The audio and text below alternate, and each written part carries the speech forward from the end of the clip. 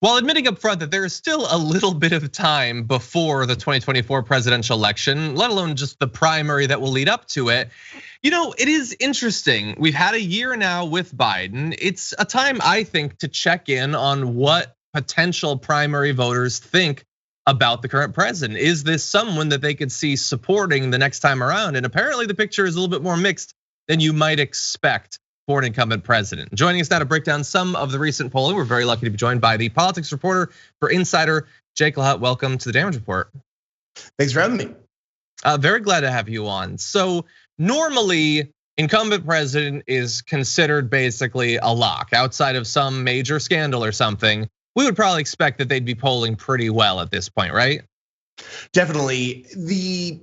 I guess the main exception to that in our modern era would be Jimmy Carter. And by this point, there were already a lot of kind of quiet consternations, the Democratic Party, and eventually, someone like Senator Ted Kennedy stepped up to the plate and decided to do a full-blown primary challenge. So we're not anywhere close to that with Biden. No one's hearing about like an Alexandria Ocasio-Cortez or a rebooted Bernie campaign, none of that. But there was this one question in the NBC Marist poll, which is one of the best, long-term tracking polls we have out there, where it didn't ask, do you want Biden to be the nominee in 2024? But it did ask, who do you think would be the best candidate to win in 2024 for Democrats?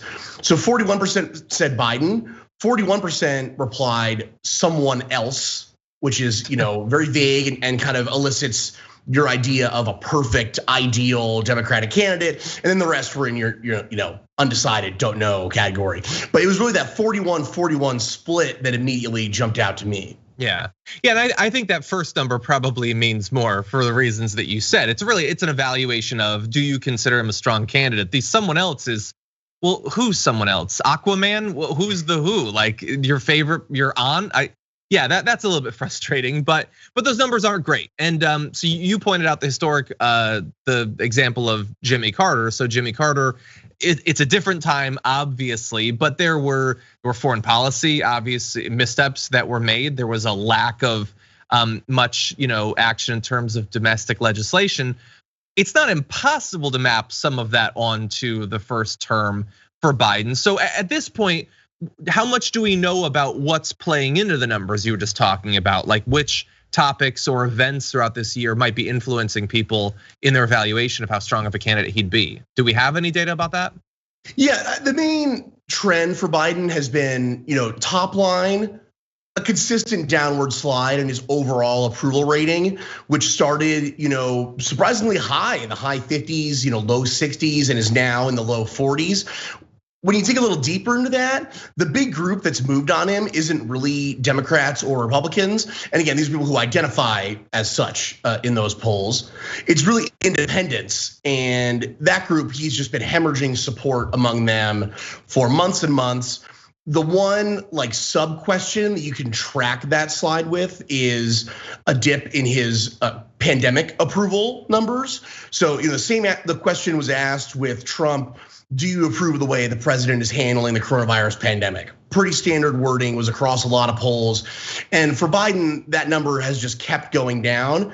I think that that's a mix of, whatever issues people have talked about with the CDC and public health experts and, masks and booster shots. But also I just think that, it was supposed to be hot vax summer and expectations just maybe got a little bit out of hand over the course of the spring, and people are frustrated about that. The second big one is obviously the military withdrawal from Afghanistan. And I wrote a little bit about this at the time, but one thing that was very interesting about that as just an exogenous event was that when you look at President Trump, take your pick of crazy stuff that happened during his one term. There was really no one event, a little bit Charlottesville, and definitely towards the end, the insurrection. But other than that, there weren't any events that really dinged his approval in any measurable way that you could like say, okay, yes, in this time frame, this clearly did some damage. So it showed that Biden is more vulnerable to those outside events than Trump is. And I also just think that the way this question was worded, to go back to that with the NBC Marist poll, it really does, have your kind of fantasies of that ideal candidate pop up.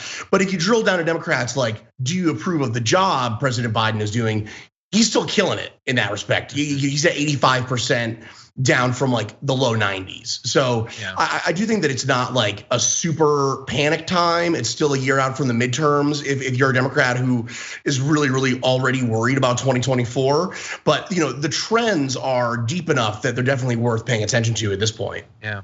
Yeah, and I have to wonder, and I imagine we're probably going to move a little bit beyond the data that we have right now. When you ask, is this the strongest candidate? I mean, in that question, you're not necessarily positing who they'd be running against, right? But if people are paying attention, if they're answering a poll like this, at this point, it's not impossible to conceive that they're hypothetically matching him up against Donald Trump once again. Maybe some of them are considering a Ron DeSantis or something like that, but it is interesting, like he did beat Trump, if you assume the election was fair, but he did beat Trump. But the question is, could he again? And you mentioned Afghanistan, that obviously was on people's mind. I wonder how much it will be in a couple of years, but there haven't necessarily been a lot of other standout events. And for a candidate who was not necessarily the biggest driver of excitement when he ran and won, the idea of him running after a few more years of potentially not much happening. I mean, if people are paying attention to Joe Manchin and Kirsten Sinema, he's had a very hard time getting his agenda passed. I wonder how much of this is they're already previewing what if he ran against Trump again, how would he do, and getting very nervous about that particular matchup. Any thoughts on that? Totally. I mean, I think that's a great point. And on top of that, I think there is a lot of confusion about like, is he running in 2024? Biden hasn't fully committed to that. He's just had these weird couched terms like, that's my plan, that's my expectation. Not even like the active verb of like, I expect to run. It's just left in this kind of conditional, but yeah, that's where I'm going type of territory. So it could also be that an expectation among voters, aside from your point about Trump, is that they might not even think Biden's on the ballot. They could think that like this was going to be Vice President Kamala Harris all along. And there's been some great reporting from my colleagues in our DC bureau about these quiet rumblings already emerging between Kamala Harris staffers and Pete Buttigieg staffers, and just their allies from the last primary campaign over whether those two could be a potential primary matchup. And if you look at the administration, the three campaigns that really did quite well in terms of staffing up are actually not really the Harris campaign. She was only allowed to keep a couple people from her operation, but Pete Buttigieg and Elizabeth Warren, they have folks who worked on their campaigns across the Biden administration. I put Amy Klobuchar in there as well. So it's not like there's some huge, big like stage of infighting or anything like that lined up. But I do think that if you look at like Barack Obama's polling on the same question, there was a very heated primary with Hillary Clinton that year, and it really left a lot of people still with a bit of a bad taste in their mouths after it dragged on for all those months. But he was still hitting like over 53% at that question. And the ones who said he wasn't the strongest candidate for 2012, that was in like the 30s somewhere. Sure. So yeah, it's just that like little bit unusual, split, and kind of you start to wonder like, okay, clearly there's some anxiety here.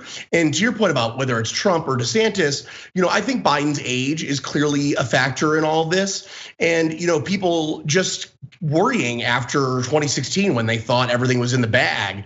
I think you see a lot of this is policy, but a lot of it also is kind of, you can't really pin down the psychological element of this with the data as clearly. Yeah, one final question. You mentioned, some of those who have maintained their staffs. These are all people who ran, had campaigns of varying levels of support. Do we know anything about what people think about them? Like we've talked about the hypothetical perfect candidate or whatever. Do we know what they think about the possibility of a Harris or a Buttigieg or a Warren or any of the other likely contenders? That's another good question, and one that I would like to see more polling on, but that's just not out there at this point. The NBC Marist poll didn't list any alternatives, which I mean, you have to think from the pollster perspective here. Like, you're having real human beings carry out these calls, and they're already asking a ton of questions. Yeah. So to have them list off a bunch of names, as we saw in the Democratic primary, it gets quite messy. But I'd say, shorthand, definitely Vice President Harris. I mean, clearly, those ambitions were apparent in the fact that she's already run for president, but also, it's just a traditional American political legacy that the vice president would be eyeing the next nomination. Buttigieg, in the documentary that's coming out about him on Amazon, has, pretty much said that he expects to run for president again. I believe he more coyly put it that, we'll see, but like in kind of, what we expect from politicians in that respect. And then the big wild card is, what about the left wing of the party? Is there someone who'd be willing to roll the dice and wage a primary challenge? And we're seeing, someone like Attorney General Tish James in New York right now be completely willing to test those waters and jump into a primary against the first female governor in the state's history. So, I think that these are like discussions that we will know very little about. The Biden administration is notoriously very, very tight-lipped. They keep, just a lid on leaks to an extent that the Trump administration definitely didn't. It's much more like the Obama era, where you see more like it's through op-eds and kind of more public-facing stuff that these divisions play out, not the juicy like senior staffer says X, Y, Z. So, if you're someone who really wants a true left candidate out there, there's definitely not a lot of buzz about it. And unfortunately, we'll have to wait probably quite a while to see actual names listed as alternatives and head-to-heads with Biden in that polling. Yeah, I would imagine at least until after the midterms, if not a little bit longer than that. But perhaps, as we get closer, we can continue to touch base, see what's going on there. If you're watching this, you want more information about this polling, Jake's work is available at Insider, as well as recent stories about defund the police, as well as the Let's Go Brandon phenomenon that's been sweeping the nation. Jake, thank you for your work and for joining us on the show today. Really appreciate it. Thanks for having me.